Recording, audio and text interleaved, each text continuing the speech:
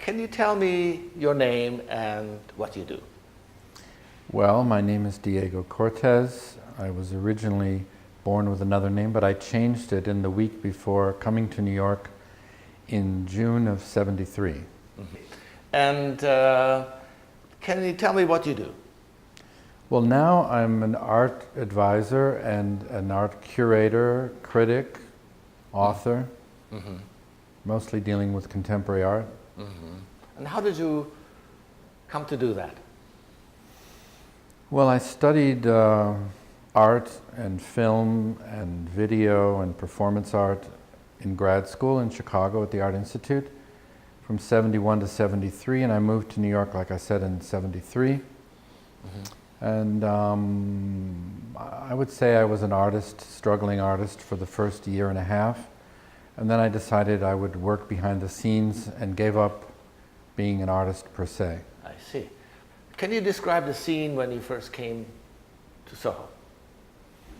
Well, after being in Fort Greene for about a year, I moved to the Lower East Side for a few months with my friend Marie Keller, and then to Soho with Jane. And you know, I think our lofts, we had 2,500 square foot lofts, which we paid about $500 a month.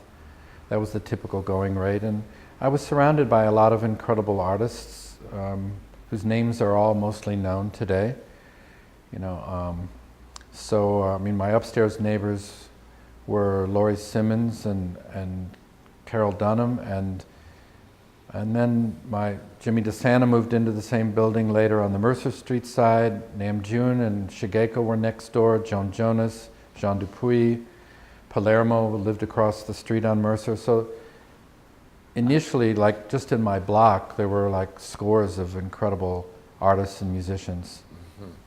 So, and was it kind of raw still at that time, or? You mean the loft spaces, or the whole scene? Yeah, the whole scene was very raw, and you know, food had opened up, and mm-hmm.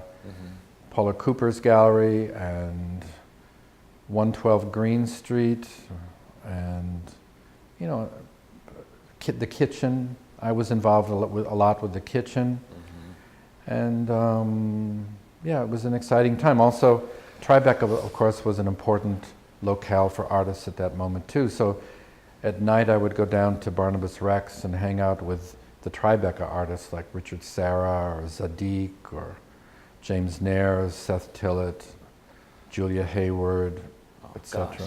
Yeah. So you went down to Tribeca to drink?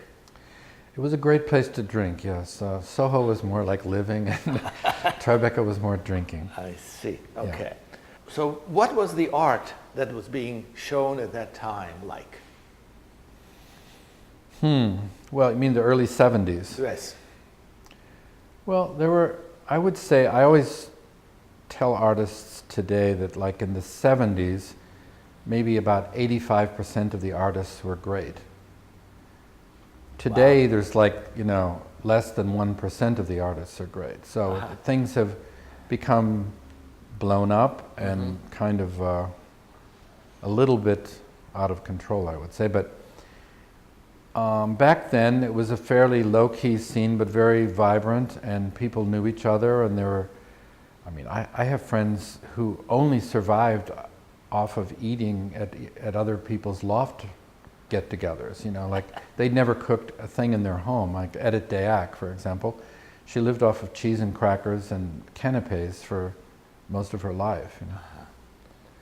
Soho was colonized by the artists at a moment when there was in general, what we called the urban exodus. So the centers of cities and towns all across the world, I think, were abandoned. Mm-hmm.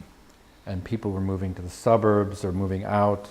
Mm-hmm. And gradually the Soho scene for me was the first time that the artistic community reclaimed the center of their urban existence.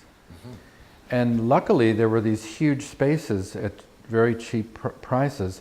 So the luxurious result was that we had plenty of space And that gave the art and the music more of a meditative quality.